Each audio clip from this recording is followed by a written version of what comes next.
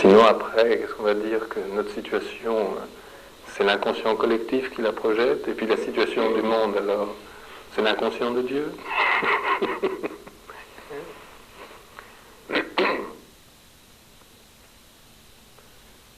Ça a une valeur au niveau des théories. Dès que tu rentres dans une démarche où il est question d'un engagement personnel, d'une pratique et d'une réalisation, ça n'a pas d'importance prioritaire.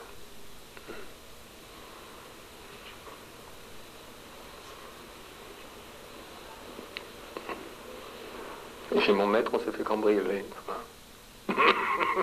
En plus, il avait pris soin de nous enfermer tous dans nos chambres. Parce qu'en Inde, il y a des... Comment on appelle ça là, des loquets, hein, des verrous, je ne sais pas. Là. Et qu'on peut fermer à l'intérieur, et d'autres qu'on ferme à l'extérieur quand on sort. Et alors, le voleur s'était camouflé à l'intérieur de l'ashram, qu'il avait attendu le milieu de la nuit, et puis il a enfermé tout le monde. Guruji s'est pas posé la question si c'était l'inconscient du gourou ou l'inconscient des disciples qui avait engendré le cambriolage.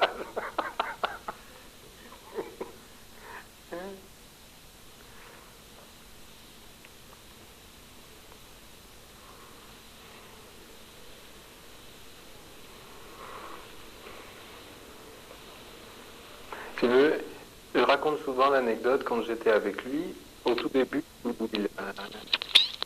la forêt, il a vécu un peu dans le monde civilisé, on lui a offert une vieille voiture qui tombait toujours en panne.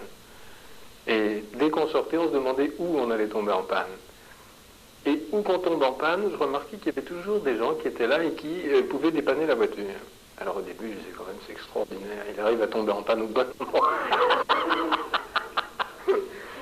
Et le mythe, comment construire les mythes autour des gourous et tout. Mon gourou, moi, il tombe en panne au bon endroit.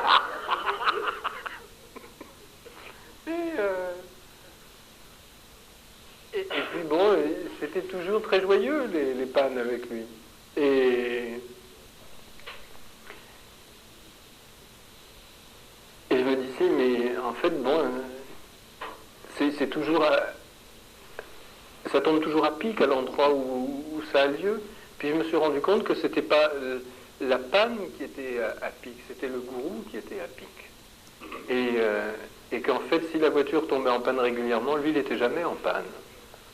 Un gourou ne tombe pas en panne. Et c'est cette qualité-là qui est importante. Ça ne veut pas dire, ça ne nie pas la possibilité d'une matérialisation dans l'événement, dans la situation, de quelque chose que tu portes en toi. Ça ne le nie pas. Ça dit que ce n'est pas ce qui est prioritaire dès qu'il est question d'enseignement. Et ce genre de choses-là, si effectivement tu as une compulsion répétitive qui engendre une situation particulière, si tu t'adonnes à cette démarche, tôt ou tard, tu seras confronté au mécanisme premier qui en est l'origine. Si c'est vraiment quelque chose de très profond.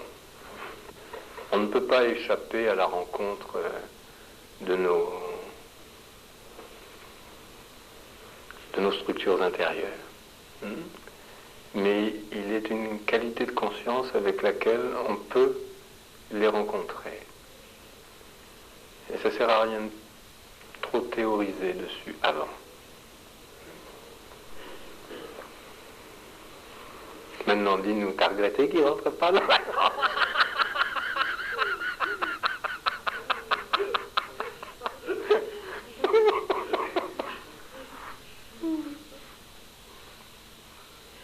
Pour continuer l'histoire, ce que vous voulez savoir, c'est des détails. Dans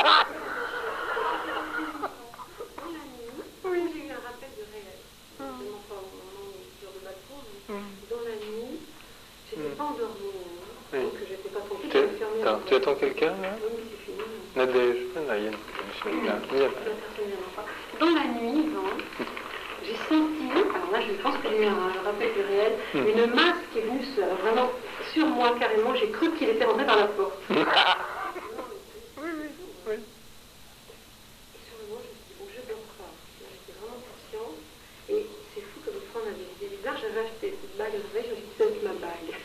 J'ai essayé d'enlever ma bague, et puis je dis, Joseph, t'es bête. Normalement, cette chose-là qui est sur toi, elle ne doit pas exister. Et si tu mets la main, j'étais recroquevillée dans mon lit, par derrière, tu sentiras qu'il n'y a rien. Je pense que c'est un rappel du rêve. J'ai mis la main, effectivement, j'ai senti qu'il n'y avait rien. Mais c'était fou, hein. C'était comme si c'était une présence énorme, une masse plus grande qu'un corps, comme un monstre. Et j'étais pas endormie, ça je suis sûre.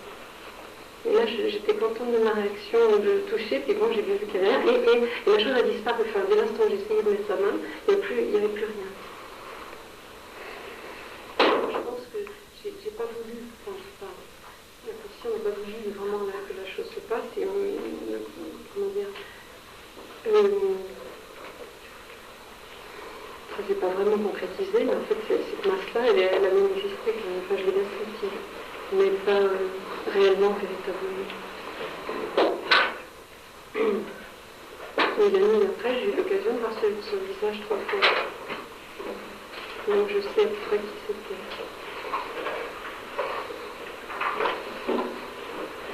Voilà.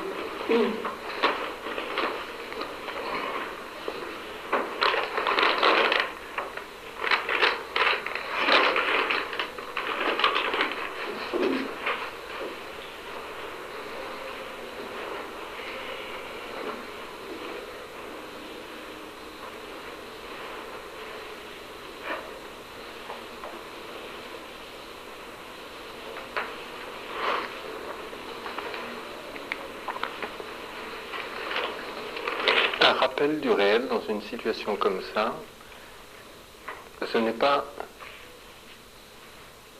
je dirais simplement être réaliste. Je vais toucher derrière, voir s'il y a quelque chose. Ça, ça c'est... J'ai vu c'est mal, j'ai pensé que c'était les Mayas. Enfin, c'est le mot qui est venu. Oui, ça c'est je dirais, c'est un rappel de réalisme. Ça. Bon. Quand on parle de rappel du réel, c'est l'affirmation du vrai, énoncer l'argument du réel qui va pas simplement restituer à la situation sa nature de réalité sensorielle, physique, sur le plan du réalisme quotidien. C'est pas seulement ça.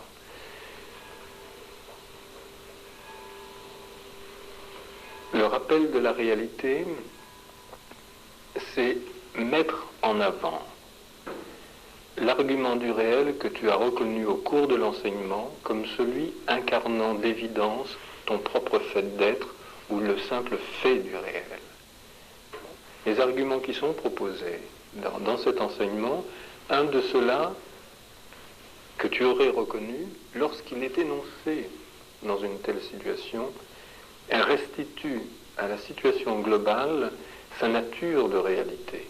On restitue toute la situation dans sa nature de réalité, c'est-à-dire on n'essaie pas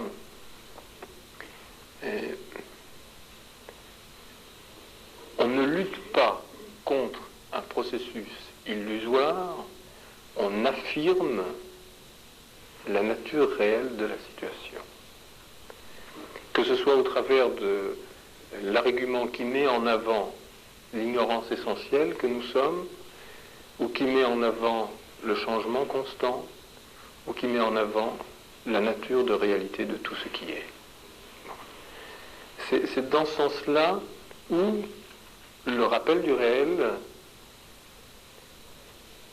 disons, est pratiqué dans cette démarche. Mais il faut aussi que cette pratique ne soit pas simplement, je dirais, du coup par coup. On va pas pratiquer ça uniquement pour se tirer d'un mauvais pas, ou une mauvaise affaire. C'est quelque chose qui doit devenir un autre souffle en soi. C'est une nouvelle façon de respirer. Le rappel de l'argument de la réalité, c'est une nouvelle respiration qui s'installe. C'est la façon de faire respirer notre âme. C'est la respiration de l'être.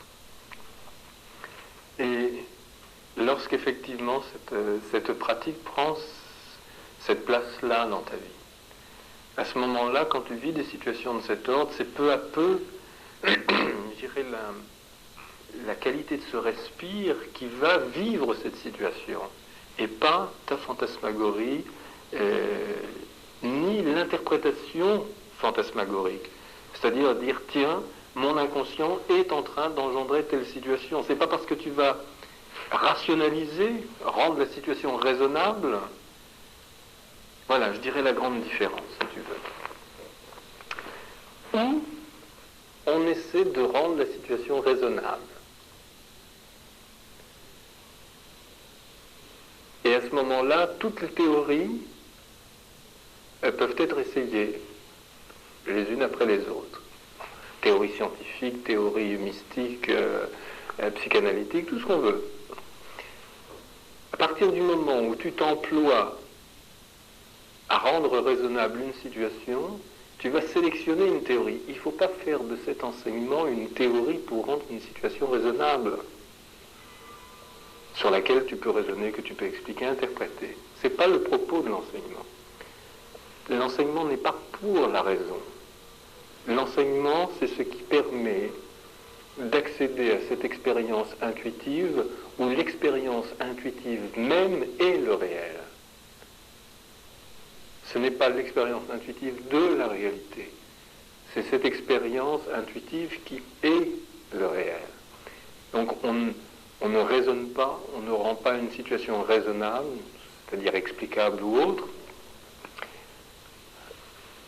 On rend la situation vivante, réelle. Ce n'est plus une lecture, ce n'est plus une interprétation. Donc on quitte le monde de la raison. Et c'est pour ça, je le précise régulièrement, l'enseignement ne s'adresse pas à notre esprit rationnel.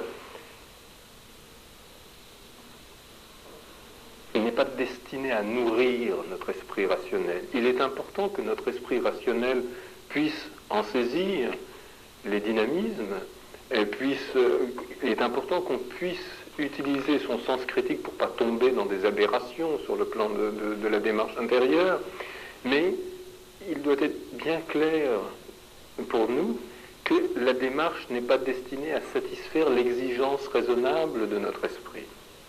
Tu comprends ? Et c'est là où on fait la distinction entre un engagement dans une démarche et une voie où il est question d'être élève, disciple, et simplement de recueillir des informations sur la voie. Ici, vous êtes là en un premier temps pour voir si l'invitation vaut le coup. Vous êtes là pour... je suis là pour rendre cette invitation tentante. Il faut que votre cœur vous souffle de céder à cette invitation. Mais entre le moment où votre cœur va ressentir cette invitation et éventuellement ce que vous êtes maintenant, il y a un temps déjà de travail, de considération de l'argument,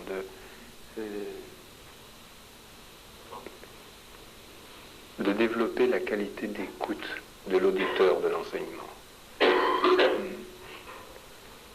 Il faut déjà savoir écouter l'enseignement.